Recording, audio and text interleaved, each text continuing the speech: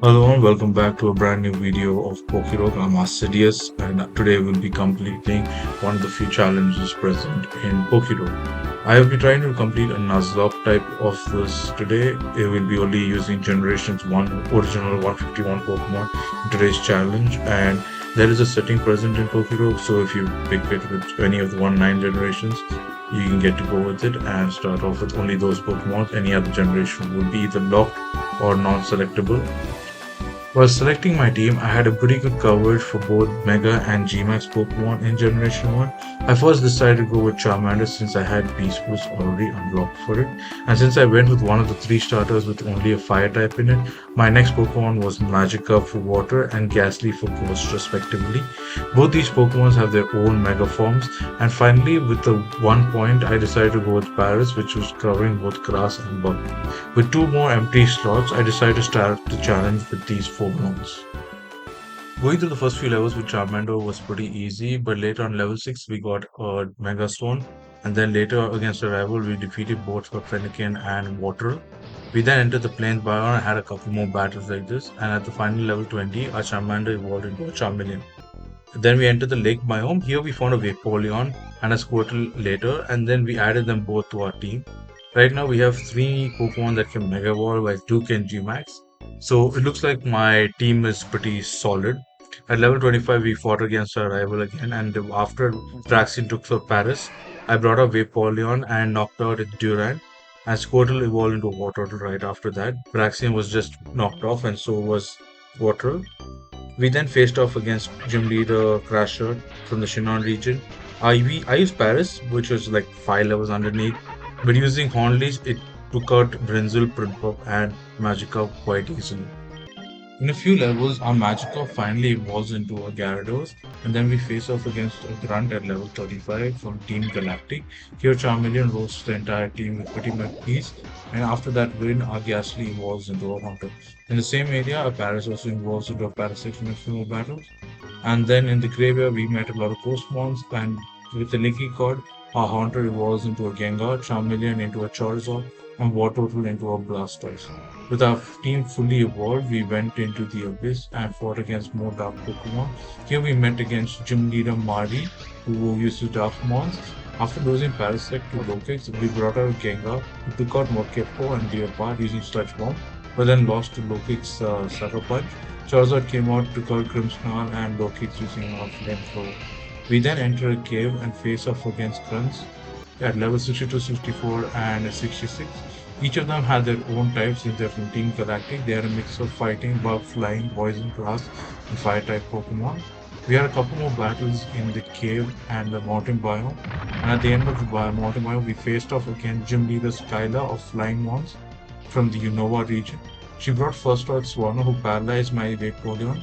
It quickly switched into Gengar and she switched into Super, but was taken down by a Shadow Ball. Issuing Beriberi also was taken out by a Shadow Ball. Delibot fell to a Sludge Bomb, and then she had one more Swanna, and both Swannas was taken out by a Dark Pulse. We faced our rival for the fourth time. Vaporeon swiftly took out Frapple when it was switched in. After multiple switches between Kilowatt, Durant, and Tyranitar, we managed to eliminate Tyranitar, followed by Durant, Delphox, and Kilowatt in that order. Vaporeon proved to be the MVP of this battle. After navigating the volcano, we engaged in several battles along the beach and in the sea, encountering runs at levels 112 and 114. The battles were challenging, resulting in the loss of several of our members, but we pushed through to confront Team Galactic leader Cyrus, who was there at level 115. I switched out Gyarados, but Gengar was defeated by Overpool. I then brought out Blastoise, but Cyrus then switched to Gyarados and subsequently Azlef, whom we also fell to, bringing out Vaporeon back in the lead to switch to Honko, then followed by Gyarados, which we defeated. Weavile came in next, and I sent out Charizard to take it down. Mega Houndoom followed, and I switched Vaporeon, quickly knocking it out. Orkul, Honchkrow, and Azreb were swiftly defeated, and we finally triumphed over Cyrus. Under the assumption that there were no more battles ahead, I neglected to heal or revive Blastoise and Gengar, a very big mistake. We were still at sea when we encountered Gym Leader Marlon. His Hisuian Samurott was swiftly dispatched by Charizard, but Veilor followed after, defeating my Charizard. I then switched in Parasect, which allowed Jellison to come in, then followed by Costa, leading to the defeat of Parasect. I decided then send out Gyarados when Mallow switched in Baylor again, and then I knocked it out. I then switched it to Vaporeon against Greninja. Which defeated Caracosta, and Gastrodon was next. Although I was caught off guard by Jellison's water absorbability, I kind of took it down with Aurora Beam. And Greninja had very low health, and we were able to beat the gym leader with only four of my mods. We then faced multiple battles in both the Ice Cave and Ice Forest. We were encountering no significant challenges in either of these biomes. Upon entering the forest, we meet our rival again at level 145. Here our rivals switches Delphox for Frapple and Vaporeon took out Delphox here. Rayquaza, Kilovolt, and Tyranta inflicted more damage before Vaporeon was completely defeated. Charizard was immediately taken down by Tyranitar, and I brought out Gyarados, prompting our rival to switch it to Kilowatt, which we knocked out, followed by Rayquaza and Tyranitar after switching places. Gyarados then fell to Delphox, but Blastoise defeated it, and Durant took out Blastoise. Gengar finished up Durant, stunning our rival once again. What felt like a repetitive cycle, we faced Gym Leader Berg at level 150 with two Pokemon down, mainly Blastoise and Gyarados. Charizard led the charge, but I switched to Vaporeon as Berg sent out Lemony. Vaporeon took out Lemony, but when I switched to Gengar against Pinsir, I lost to Escavalier instead. I sent out Charizard again, but I switched to when I saw Shuckle. Vaporeon defeated Shuckle, followed by Vespiquen, though it fell to Pinsir. Charizard managed to burn Pinsir, as well as Axelrod and Escavalier. After these consecutive battles, we found a Megastone for Blastoise in the jungle biome, marking our first Mega Evolution for this run.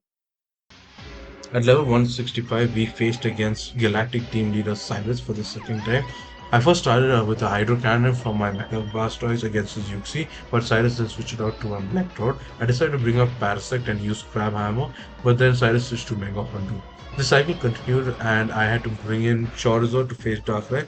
And Charizard lost a good amount of health, activating Blaze, allowing it to take out Electrode, followed by Roaring Moon, Mega Houndoom, and then Darkrai. Uxie eventually defeated my Charizard, and then Vaporeon, Gyarados, and Mega Blastoise fell to Weavile. Then Gengar stepped up and defeated both Uxie and Weavile, leading to Cyrus's defeat. Battles in the Temp and Swamp presented no major difficulties. Most of the mons were either Psychic and Ghost in the Temple area, and then in the Swamp biome, they were more Poison Grass and Water types, along with some Gastro on the ground. But at level 150, we faced our last gym leader Roxy.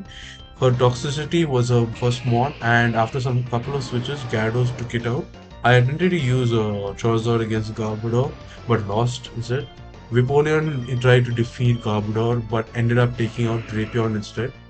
Toxicroak took down Vaporeon, but Gyarados Hurricanes finished off Toxicroak, only to be countered by Scolipede. I attempted to use Krypton to knock out Scolipede, but Moxie switched into Nidoking, which defeated my Pokemon.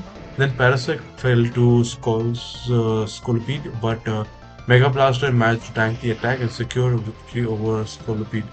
This concluded our run against the last gym leader. First Pokemon 8-4 was Northern. I first switched my Charizard for Blastoise to face Max Calvo, but unfortunately Blastoise was defeated. I decided to bring Vaporeon to use Body Water, but Max Calvo then switched out from Lapras. Lapras then lost a significant portion of its health before being swapped out for Jinx. After losing most of its HP, Jinx then switched to SQ, and who quickly was taken out by Vaporeon. Slowbro with Terra Ice was next, but it fell as well. Alolan Slash was knocked out quickly. Excalibur and Lapras was also defeated, leaving Jinx as the last Pokemon. Jinx was easily defeated, and Vaporeon was the MVP for this round. Next was Elite for Bruno. Here Charizard faced against Surfetch. And then later I decided to switch to Vaporeon as Surfetch was replaced by Golem and later Hitmonlee. Here I brought back Charizard, but after losing Mobile, I switched back to Vaporeon who took out Lucha and Golem. I then switched back to Charizard again, but then lost to Surfetch. I brought up Gyarados when Machamp was fighting with Terra fighting. and I Hurricane immediately defeated it. Hitmonlee also fell, but Hitmonchan defeated my Gyarados. Blaster came out and used Aqua Tail to take out both Hitmonchan and Surfetched. Agatha was up next. She had Jellicent first, so I decided to bring out Gyarados to crunch it down.